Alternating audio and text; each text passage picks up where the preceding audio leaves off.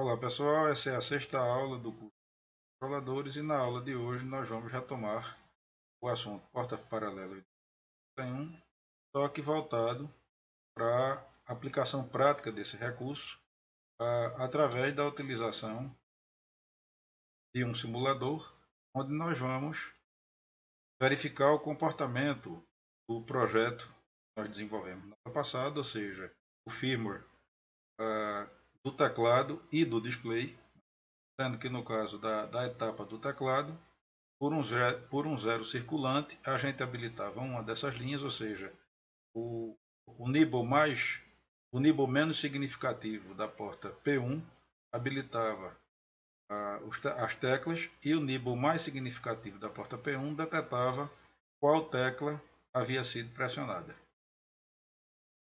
Depois nós elaboramos, utilizando a porta P3, uma varredura de um display de 7 segmentos, onde no display de 7 segmentos nós escrevemos a tecla que foi digitada.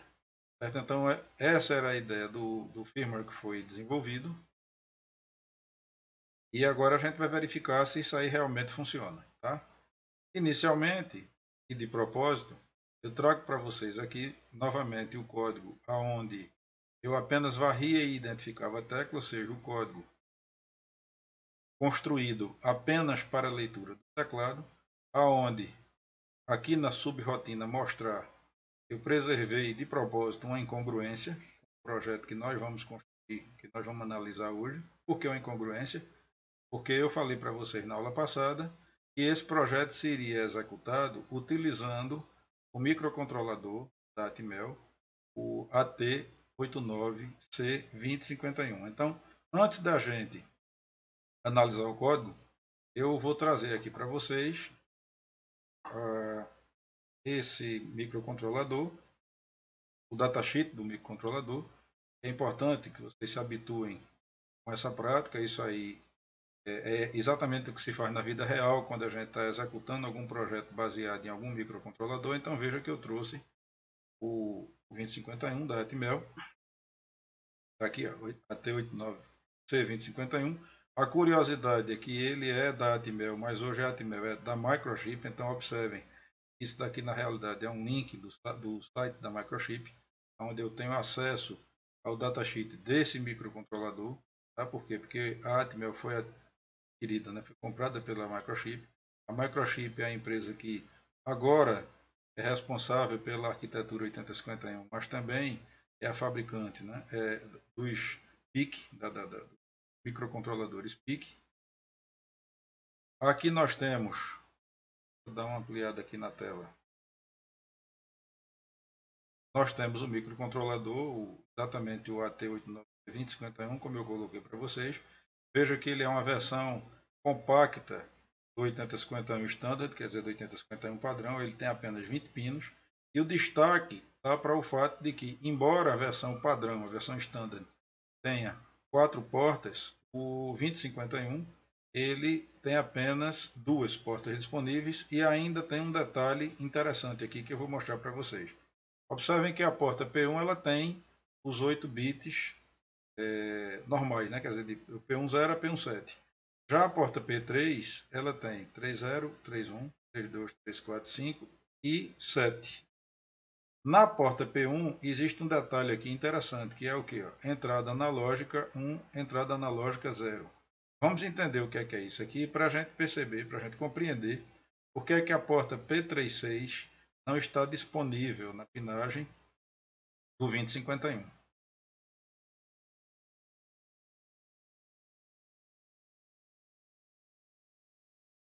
Então veja, aqui se a gente, vamos ampliar um pouco mais,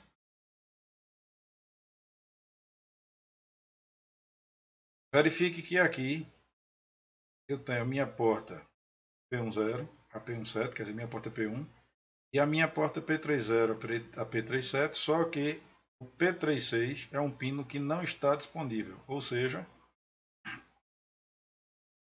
repetindo, eu tenho P10 a P17, P10 e P11 são entradas analógicas, e o P36 não aparece disponível aqui nos pinos do microcontrolador, ou seja, aqui eu tenho 8 bits, aqui eu tenho apenas 7. Né? P30 multiplexando com RX do canal serial, P31 multiplexando o TX, o P32 multiplexando com a interrupção externa 0, o P33 com a interrupção externa 1, o P34 com a entrada do contador 0, o P35 com a entrada do contador 1 e o P37 sozinho não multiplexa com sinal nenhum, mas veja que o P36 não aparece. O que é isso? Observe que aqui eu tenho aquela entrada analógica, né? O P10 e P1 está aqui. Ó. Veja que além de ser pinos de I/O, ou seja, de entrada e saída do microcontrolador, eu tenho entradas, ou seja, as entradas inversora e não inversora de um comparador interno. Ou seja, isso daqui, na verdade, o 2051, se ele é compacto e me entrega duas portas a menos, por outro lado, ele tem um recurso interessante, que é esse recurso de ter um comparador analógico, quer dizer, um circuito comparador interno que ajuda. É um recurso interessante para fazer controle de sinais analógicos. E a saída desse comparador, na verdade, ele é o pino P36, quer dizer, é o sinal, na verdade, é o bit P36 da minha porta P3. Não é pino porque ele não está disponível, tá? Então, o que é que acontece? Ele está disponível internamente para que nós tenhamos condições de ler se é bit 1 ou se é bit 0, conforme o nível de sinal analógico ser maior ou menor aqui na minha entrada inversora ou não inversora. Então, na verdade, eu consigo fazer a comparação, eu consigo ler o resultado, ou seja, eu vou saber qual das entradas é maior o nível de tensão. Entretanto, eu não tenho fisicamente acesso a esse bit. Eu tenho acesso internamente por programação. Certo? Isso explica a ausência desse P36, ou seja, é um sinal que a gente não consegue escrever nele externamente. E um outro dado importante, veja que eu estou, como eu falei para vocês, explorando todas as informações e todos os passos que normalmente devem ser dados quando a gente está executando um projeto. Então, no 8051 padrão, a porta P1 ela tem PUAP interno. Aqui, nessa versão mais compacta do 21, exatamente por serem entradas analógicas, P10 e P11 não possuem PUAP interno. Tá? Então, se nós formos utilizar esses bits como bits de I/O, ou seja, se nós não formos aproveitar esse recurso, essa facilidade de entrada analógica, tá? Se a gente desprezar, ou seja, desconsiderar no projeto esse recurso de entrada analógica, é importante que nós coloquemos aqui nos pinos P1 e P10 e P11 os PUAPs externamente, porque internamente eles não têm. Tá? Isso posto, vamos agora voltar aqui para o nosso slide.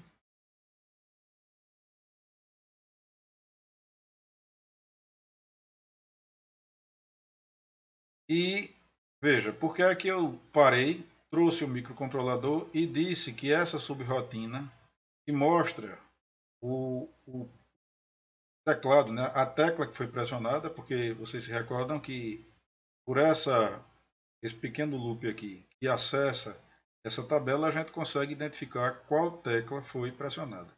Isso foi algo que eu mostrei na aula passada. E aí o que é que acontece? Essa tecla pressionada, essa rotina mostrar os bits dessa tecla, na verdade, seriam disponibilizados na porta P2. Só que a porta P2 é uma porta que não existe no 2051. Tá? Então eu deixei essa incongruência aqui de propósito. Tá? Eu ia mudar, mas eu deixei aqui de propósito exatamente para chamar a atenção de vocês para esse detalhe. Ou seja, quando a gente pega essa etapa do projeto de varredura de teclado, utilizando a porta P1, né? Utilizando a porta P1, e vai escrever que a gente leu aqui, qual tecla foi pressionada, a gente não pode escrever em uma porta que não existe. Tá? Vocês se recordam que eu falei que tinha colocado essa subrotina mostrar apenas como algo que estava preparado para ser substituído no momento em que eu implementasse a varredura do display. Então veja que quando eu implementei a varredura do display, quando eu coloquei aqui o meu display de 7 segmentos, mostrei que cada um dos pinos da porta P30 controlariam cada um dos segmentos do meu display de 7 segmentos. Veja que como eu só tenho P3 e P1, o meu programa, quer dizer, no meu firmware, aquela rotina mostrar, tá? aquela subrotina mostrar, ela que era apenas uma linha seguida da instrução return, quer dizer, da instrução ret, onde eu apenas mostrava o valor do R0, né, que é o registrador que armazenava a tecla pressionada. E eu mostrava a tecla pressionada na porta, ou seja, se aquela porta P2 existisse, os bits, na verdade, acompanhariam, os bits mostrariam na porta, seria mostrado na porta os bits correspondentes a um valor de 0 a F, ou seja, eu estaria mostrando que em binário, né, que tecla eu tinha pressionado, se a tecla 0, 1, 2, 3 até a tecla F. Na verdade, como eu estou adaptando o projeto para o 2051, eu primeiro não posso trabalhar com a porta P2. Então observe que aqui eu já mudei, eu estou trabalhando com a porta P3. Tá? Um outro detalhe importante é que no slide que eu apresentei para vocês na aula passada, se vocês observarem no vídeo, né, porque agora o material que eu reenviei, eu já fiz essa correção, ou seja, esse slide é o que está no material corrigido. Mas se vocês observarem na aula passada, eu tinha deixado eu tinha cometido, né, um equívoco, tinha deixado o P37 sem utilizar e tinha colocado o P36 para controlar o segmento G. Só que como a gente está montando o projeto, como a gente está adaptando o hardware para o 2051, o 2051 não disponibiliza o pino P36. A gente acabou de ver. Então, o que é que acontece? Eu fiz uma pequena correção aqui e coloquei o P37 para controlar o segmento G. Feito isso, eu segui essa lógica aqui. Um detalhe importante é que nós estamos trabalhando com o display anodo comum. Então, o que seria um display anodo comum? Está aqui, a distribuição, a ligação de um display anodo comum faz com que todos os anodos dos LEDs correspondentes aos segmentos, porque cada segmento desse aqui é na verdade um LED, todos os anodos eles estejam ligados ao meu VCC e cada catodo vai ser controlado por um bit da minha porta P3. O detalhe é, observem, né, que aqui de maneira quase elementar, para que um LED desse acenda, eu preciso trazer para o segmento, quer dizer, trazer aqui para o pino, para cada um desses pinos, o nível 0. Então esse LED só acende pela aplicação de nível 0 aqui.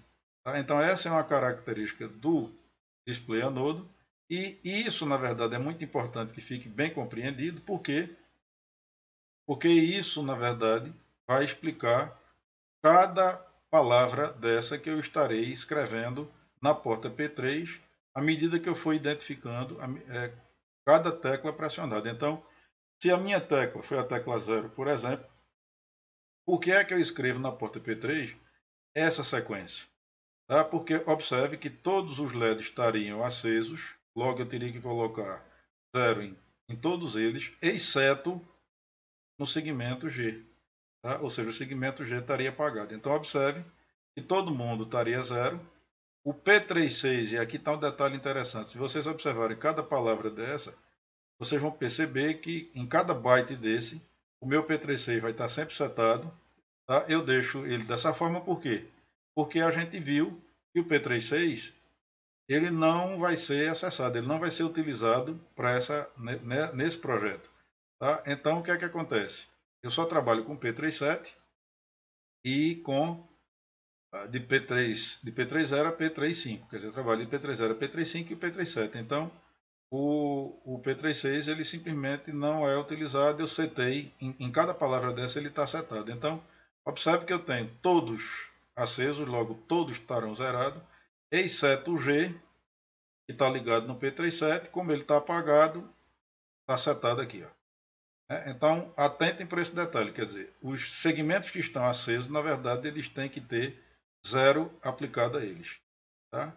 0 no bit. Né? Então, só para consolidar, né, veja aqui, o 1, quando for a tecla 1 pressionada, eu vou ter segmento B e o segmento C. O segmento B está no P31, o segmento C está no P32. Observe que apenas eles dois estão zerados aqui, ó, e o resto está tudo setado. Tá? E assim sucessivamente, quer dizer, a gente vai escrevendo o byte, né? A gente vai montando o byte a ser escrito no LED e, consequentemente, na porta, em função dos segmentos, quer dizer, que a gente quer que acenda, né? Ou seja, do número ou letra que a gente quer acender. Né? E isso, na verdade, isso daí vai estar de acordo com a tecla que eu pressiono. Então aqui eu tenho um pequeno projeto completo, tá? Aonde eu varro uma tecla, de novo, por um 0 circulante, que habilita uma das linhas, e leio, habilito uma das linhas do nibble menos significativo aqui, né? Controladas pelo nibble menos significativo da porta P1, e leio a tecla pressionada, ou seja, leio aonde esse 0 aparece, ou seja, eu identifico, por isso que a gente diz que é um teclado matricial, eu leio aqui nas colunas, no nível mais alto da porta P1. Tá? Então esse é o projeto, né, o firmware, a ideia do projeto. Só retomando, fica como sugestão de atividade para vocês realizar, montar essa mesma rotina. Tá? Essa mesma rotina, é uma sugestão que eu dou, essa mesma rotina. Mostrar, tá? Utilizando não esse conceito de jump, da comparação um a um aqui, tá? E sim, a gente trabalhar com esse conceito de tabela, ou seja, fazer uma varredura semelhante a essa, aonde a gente tem uma tabela e a gente veja qual a palavra, né? Quer dizer, qual o conjunto de bits que vai acender o display conveniente. É interessante fazer isso como exercício, ou seja, trocar a filosofia de varredura, usar no display a mesma filosofia de varredura que eu utilizei no teclado. E suposto, a gente vai agora trabalhar com a IDE.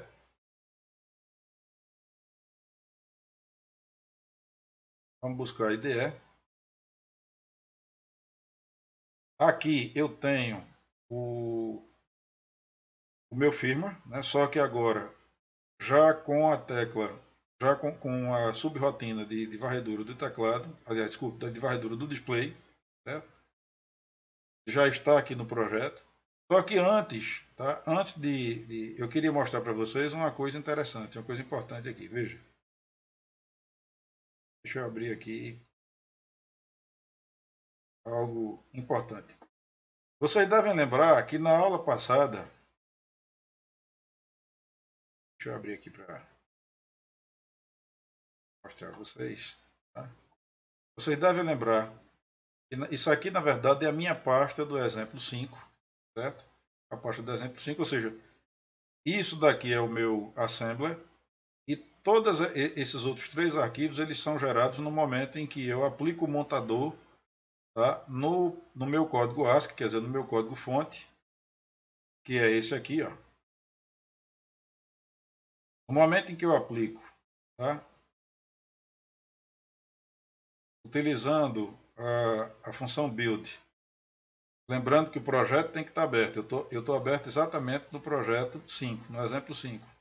Tá? Então, quando eu aplico esse recurso aqui, na verdade eu estou assemblando, né? Eu estou montando o projeto. O que é que significa isso?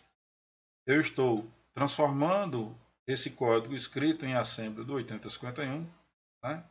Esse código aqui é exatamente aquele que a gente acabou de ver lá no slide, só que aqui ele está realmente no ambiente de desenvolvimento, ele está na IDE. Então, o que é que eu fiz? Eu simplesmente montei. O que é montar? É transformar esse código em linguagem assembly em código em linguagem de máquina. Tá? Então, como é que a gente faz isso? Vamos lá. Primeiro, como eu mostrei para vocês, quando eu uso esse recurso build, tudo isso aqui, esses 3 arquivos, né, são gerados. A gente vai analisar agora, rapidamente, o que será gravado no microcontrolador, ou seja, a gente vai analisar esse arquivo .exe. Tá? E o ambiente, a gente vai analisar esse arquivo .exe aqui. Ó. E o ambiente, na verdade, ele abre esse arquivo, ele edita esse arquivo. Como? Vamos ver. Posso abrir aqui. Ó. Eu posso fechar o assembler e abrir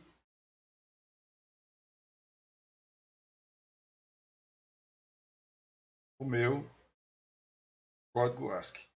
Certo? Aliás, o meu código Hexa, em Hexa, né?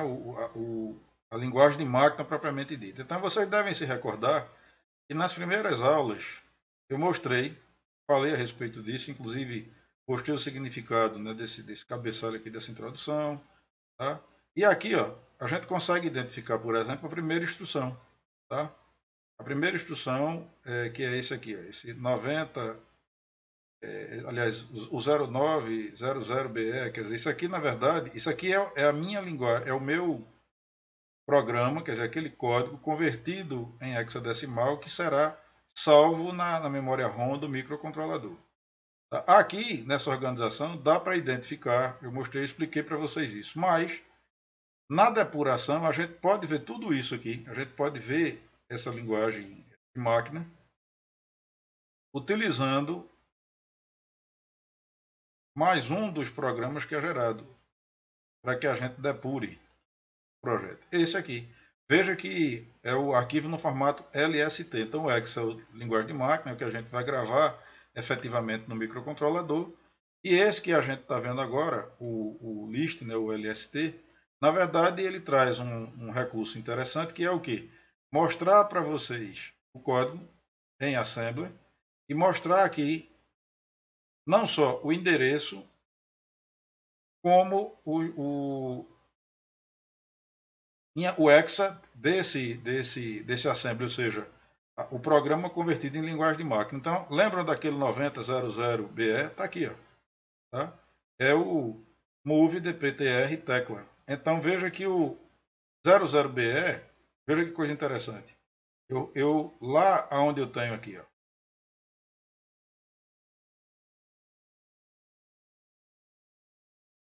minha tabela do teclado, eu chamei de tecla.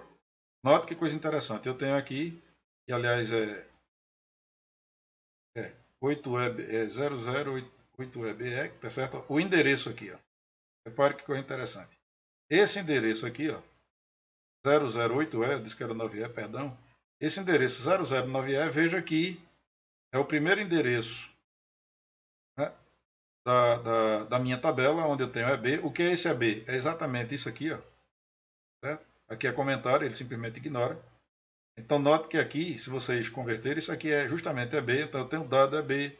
Aqui eu tenho o dado 77. Veja que aqui eu tenho o hexa do meu dado em binário. Isso é uma correlação direta.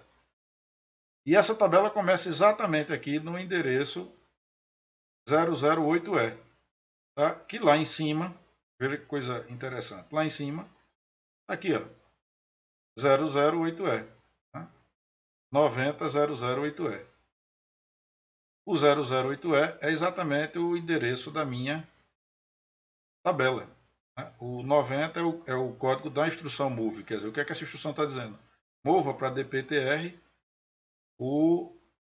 essa constante aqui, tecla. Só que essa constante tecla é uma constante de 16 bits, porque dptr, na verdade, é um par de registradores, né?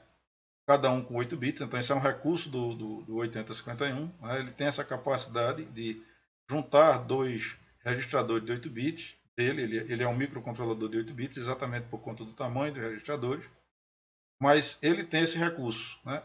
Porque esse dptr aqui é um ponteiro, é um endereçador, como tal ele precisa de 16 bits, e aí ele está guardando, ele está carregando no dptr o conteúdo de tecla. O que é tecla? Tecla é 008E. Então, 90008E, quer dizer, 90 é esse move dptr, quer dizer, 90 é o código que diz, é o opcode que diz mova para dptr. Então, você vai mover para dptr o quê? O conteúdo dessa constante, quer dizer, o valor dessa constante tecla, que no caso é aquele endereço da tabela, ou seja, mova para DPTR 008E. Certo? Depois ele dá um ljump início. Ljump é 02. Lembre-se que isso daqui é aquela história do jump absoluto e incondicional. Tá? Ele está dando um salto para início. Onde é que está início? Em 009E. Se a gente observar aqui, ó, vamos para início. Vamos ver onde é que está início. Início está aqui, ó, 009E. Certo? Então note que ele carrega, naquele momento ele salta para cá e começa a executar essa rotina. Então veja que para depurar, para que a gente analise, né, o que fez e se existir alguma inconsistência no funcionamento do programa, o ponto list é um recurso, quer dizer, é um arquivo que é gerado e dá a gente condição de investigar tudo isso, ou seja, a gente tem o assembly e tem o código de máquina, tá? Isso aqui, ó, que é exatamente o código, né, a linguagem de máquina, o código que é gerado pelo montador, tá? Isso é aquilo que eu mostrei para vocês no X, ou seja, tudo isso aqui, ó, 90, 00BE, 90, aliás, 008E, perdão, 02, 009E. Note que é o que a gente tem quando a gente está observando o programa que vai ser gravado no microcontrolador, que é o programa IEX. Está aqui, ó. 90, 00, 8E, 02, 009E. Ou seja, é a mesma coisa, só que aqui estruturado de maneira que possa ser gravado no microcontrolador. Tá?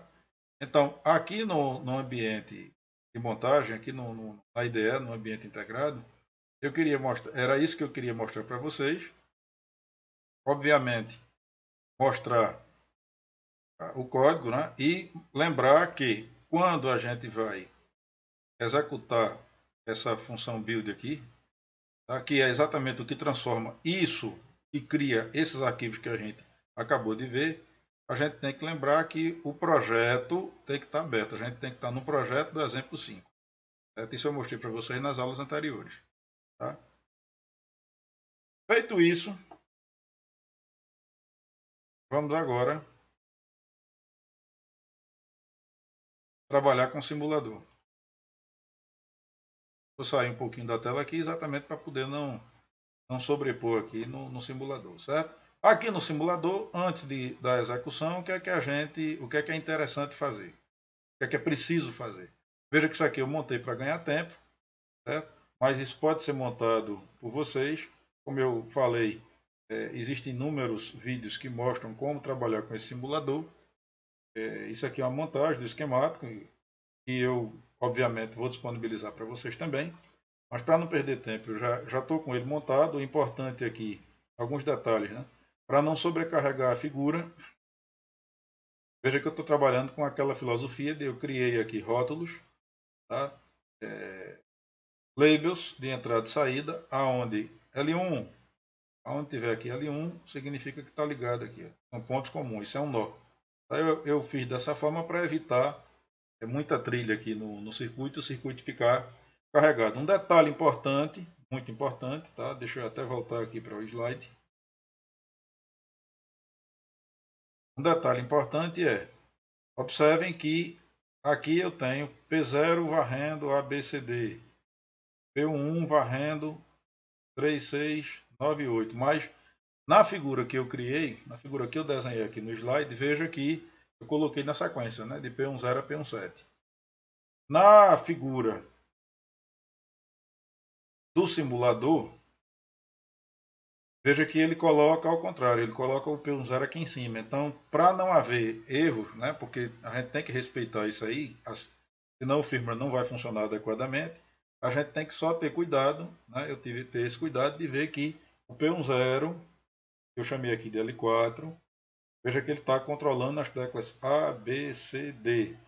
O P1, que é o L3, está controlando as teclas 3, 6, 9 e F. Tal qual nós temos aqui. Ó. P10, A, B, C, D. P1, 3, 6, 9 e F. Então, tenham cuidado com isso no momento de fazer. É importante, inclusive, que vocês façam a montagem para ir se acostumando, né, aplicativo, né? Quem for utilizar, obviamente, esse aplicativo. Tá? Mas veja bem, vamos lá, vamos funcionar, vamos trabalhar. Então, uma vez que o circuito está montado, tá? Isso aqui é circuito oscilador, né? O cristal, o capacitor, quer dizer, meu circuito. Aqui é o meu circuito de reset, aqui é o meu circuito oscilador. Tá? Vejam aqui, ó, os resistores, tá? Entre os segmentos do display e minha porta. Tá? Segmento A, P30. Segmento B, P31. Tal qual lá no esquema, e tem que ser, né? Porque o firmware, o programa foi elaborado para esse layout aqui do circuito. A gente vem aqui, ó, clica duas vezes e traz para cá. Tá? Aqui no Program File, a gente abre aqui essa pastinha e busca o arquivo que a gente vai. Olha ele aqui, ó, o display7.exe, tá certo? É esse cara que a gente marca, tá? E abre lá.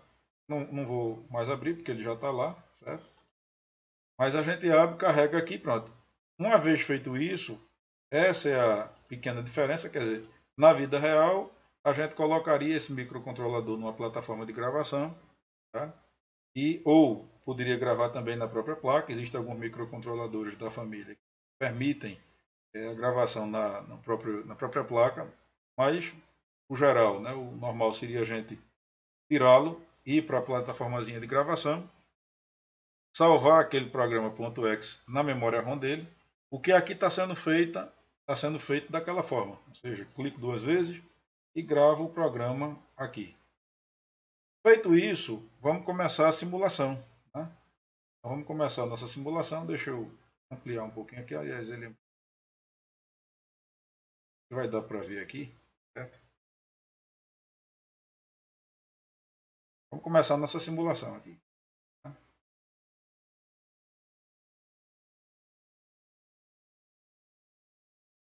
Então veja que agora um detalhe interessante é o seguinte: eu vou pressionar a tecla.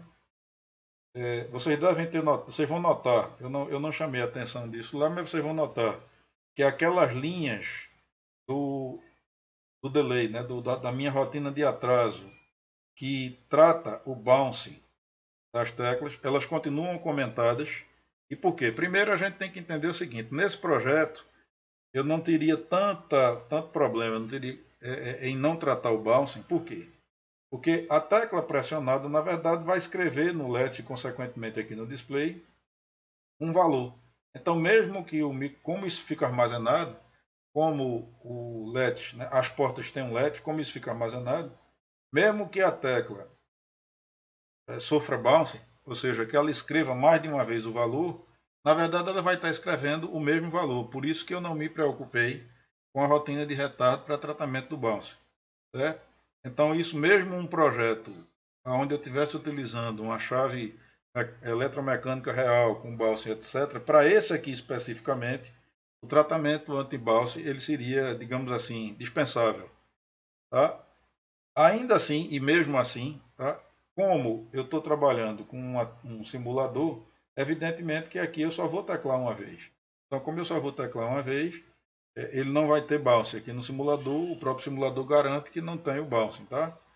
Obviamente que, mesmo não tendo bouncing, a velocidade, existe uma necessidade, a depender do seu projeto, pode acontecer de ser necessário colocar sim uma rotina que evite que uma tecla pressionada seja vista mais de uma vez. Tá? Isso depende, isso varia muito com o projeto, tá, gente? Mas enfim, o que eu quero dizer é, aqui por ser uma tecla virtual, ela obviamente não apresenta bounce, e além do mais, a própria perspectiva do nosso projeto, o próprio comportamento aqui do que a gente vai fazer, faria com que o bouncing fosse dispensável, porque pressionando uma tecla, mesmo que ela fosse pressionada mais de uma vez, o que eu iria fazer era escrever essa tecla mais de uma vez no display. Como é um LED, simplesmente não iria mudar, não iria alterar. Outro dado interessante, um outro aspecto interessante a ser observado aqui é o seguinte: no momento em que eu mandei começar a simulação, veja que a parte menos significativa da minha porta P1 ela está circulando um zero. Todas as vezes que você vê aqui esse azulzinho, é exatamente um bit zero na porta, então veja que ela está circulando um zero e que se a gente observar aqui, esse zero ele está circulante aqui nas linhas. Ó. Então, na verdade, note que todas as teclas têm o seu momento aqui, se vocês observarem, todas elas têm um momento onde esse zero é aplicado a elas. É aquilo que eu falei para vocês, ou seja, é uma varredura que é realizada numa velocidade muito alta e que é impossível que qualquer tecla dessa seja pressionada sem que esse zero seja detectado pela parte alta da porta, o que garante que qualquer tecla pressionada vai ser percebida, vai ser detectada. Então vamos lá. Vamos pressionar uma tecla qualquer. Vamos pressionar a tecla A. Vendo aqui? A tecla A foi detectada. Vamos pressionar 5. Vamos pressionar o D. Tá? Detalhe, né, é que como eu estou com um display de 7 segmentos, alguns caracteres correspondem às letras serão escritos em letra maiúscula.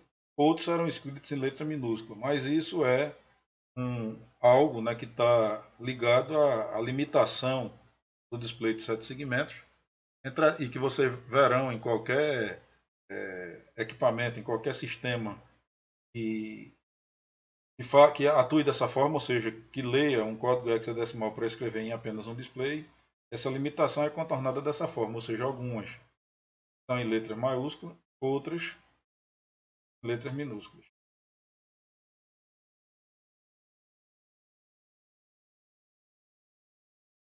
Okay? E os números?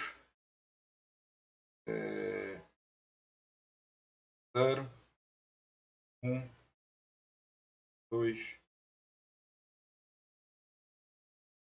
travou aqui. O que é que ele travou? Da simulação de... Acho que eu pressionei lá a tecla errada.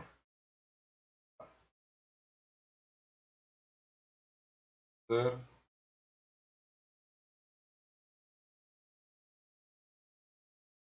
Está travando. Teria que verificar depois por quê. Até diz aqui. Mas enfim.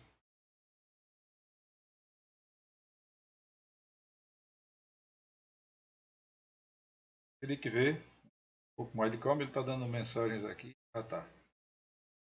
Bom, vamos... deixa eu fechar aqui o programa. Eu não sei exatamente o que está acontecendo.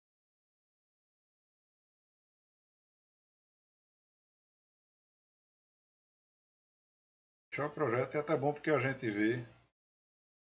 Teve alguma mudança? Não, não quero salvar.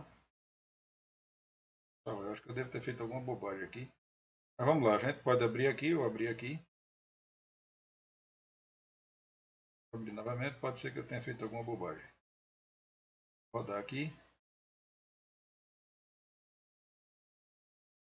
Eu acho que eu modifiquei alguma coisa sem sentir. 3, 4.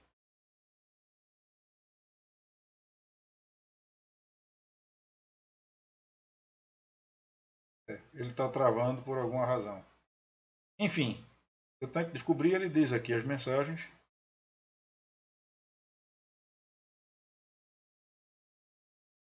A gente observa aqui, ele diz. Ó, simulação não, ele para porque ele está dizendo que há uma requisição, uma carga excessiva aqui da CPU. Tá? Eu acredito que talvez, né, como isso aqui é uma versão demo, é possível, né?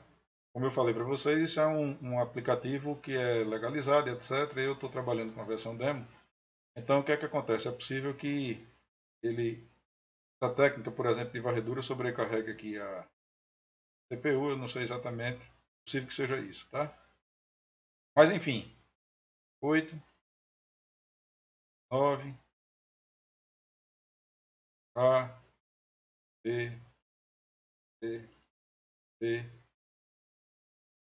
E, F.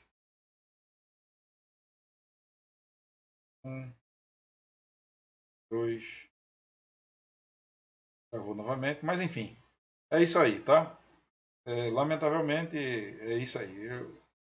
Varre ele vai, mas aqui é uma limitação da simulação.